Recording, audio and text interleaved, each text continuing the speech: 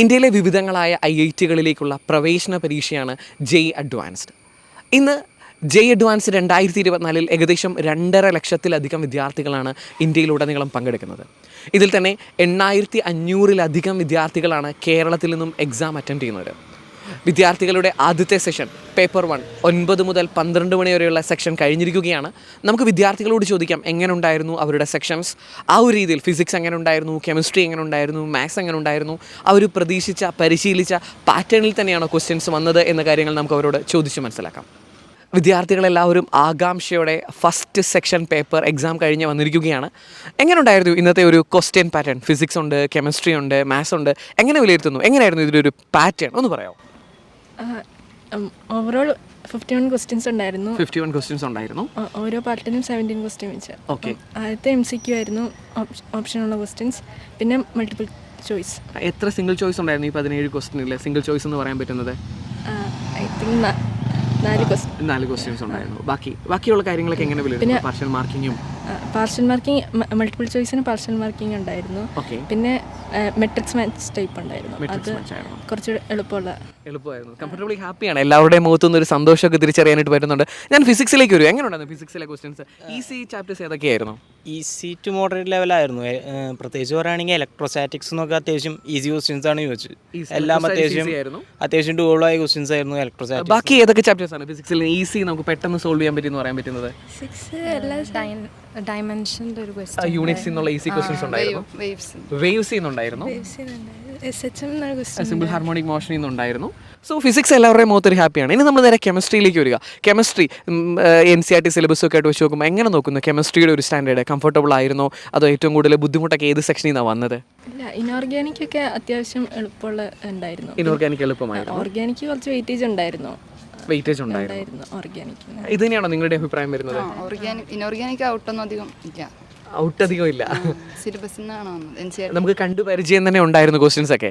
എങ്ങനെയുണ്ടെന്ന് കെമിസ്ട്രി ചെയ്തെടുക്കാനായിട്ട് ഒത്തിരി സമയം വന്നു? ചില വിദ്യാർത്ഥികൾ ഇച്ചിരി സമയം എടുത്തു എന്ന രീതിയിൽ പറഞ്ഞു. ടൈം കൺസ്യൂമിംഗ് ആയിരുന്നു. കമ്പാരിറ്റീവ്ലി കുറച്ച് കൂടുതൽ ടൈം കെമിസ്ട്രിയിലാണ് കൂടുതൽ സമയം വരുന്നത്. എന്നാലും ഈസി ചാപ്റ്റേഴ്സ് ഏതൊക്കെയാണ് തോന്നുന്നത്? കെമിസ്ട്രിക്ക് ഒന്ന് പെട്ടെന്ന് ചെയ്യാൻ പറ്റി, കോൺഫിഡൻ്റ് ആയി, അല്ലെങ്കിൽ ഒരു സന്തോഷമൊക്കെ തോന്നിയ ചാപ്റ്റേഴ്സ് ഏതൊക്കെയായിരുന്നു?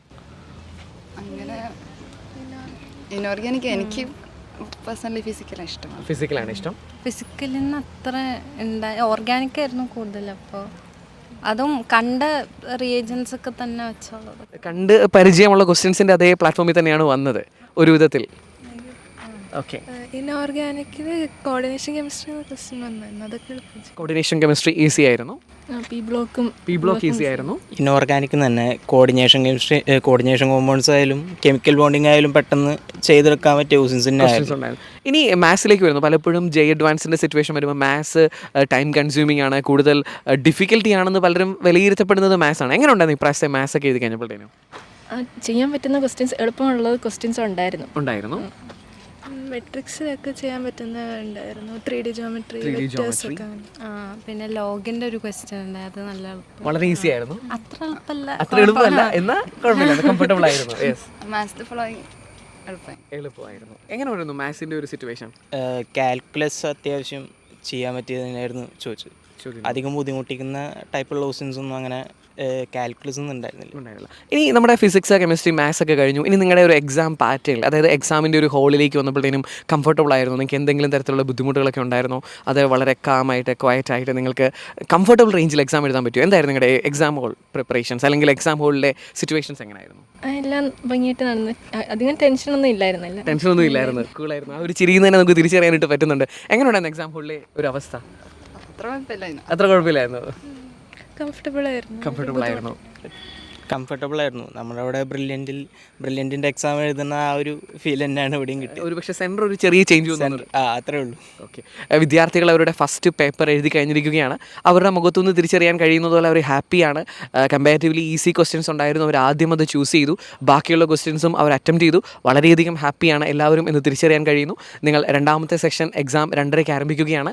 എല്ലാവിധ ആശംസകളും. വളരെ ഡീറ്റെയിൽ ആയിട്ട് നമുക്ക് പിന്നെ കാണാം. അപ്പം എല്ലാവിധ ആശംസകളും. വിദ്യാർത്ഥികൾ പറഞ്ഞു, സാധാരണ നമ്മൾ കെമിസ്ട്രി എടുക്കുന്ന സമയത്തേക്കാൾ കൂടുതൽ സമയം കെമിസ്ട്രിക്ക് എടുക്കേണ്ടി വന്നു, ആ ഒരു രീതിയിലാണ് ക്വസ്റ്റ്യൻസ് എന്നാണ് ചിലർ പറഞ്ഞത്. അങ്ങനെ തന്നെയായിരുന്നു തോന്നിയത്? ലൈക്ക് കാൽക്കുലേഷൻ വൈസ് ഭയങ്കര കുറവായിരുന്നു. കാരണം അയോണിക് എക്വിലിബ്രിയം പറഞ്ഞ ചാപ്റ്റർ കംപ്ലീറ്റ്ലി ഇല്ലാതായി ഈ ഇതിന്. സാധാരണ ഭയങ്കര വെയിറ്റേജ് ഉള്ള ചാപ്റ്ററാണ് അത്.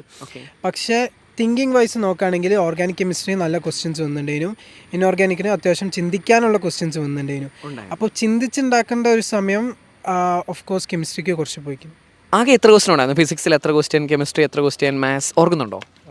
ഒരു ടോട്ടൽ ഒരു സെക്ഷൻ ഒരു സബ്ജക്റ്റോ ഒരു സബ്ജക്റ്റ് ഏകദേശം 18 ആണെന്നാണ് തോന്നുന്നത്. ഫിസിക്സ് 18, കെമിസ്ട്രിയും എല്ലാം 18. ഓക്കെ. അതിൽ തന്നെ നമുക്ക് കംഫർട്ടബിൾ ആയിരുന്നു? കുഴപ്പമില്ലായിരുന്നു. എനിക്ക് കുറേ ഫിസിക്സിന് കുറേ സമയം പോയി എന്ന് വെച്ചാൽ എല്ലാം ചെയ്യാൻ നോക്കി. അത് കാരണം കെമിസ്ട്രി മാത്സിൽ ടൈം ഷോർട്ടായി. പിന്നെ കെമിസ്ട്രി ഇച്ചിരി ടഫായിട്ട് എനിക്ക് തോന്നിയത്. മാത്സ് കുഴപ്പമില്ലായിരുന്നു.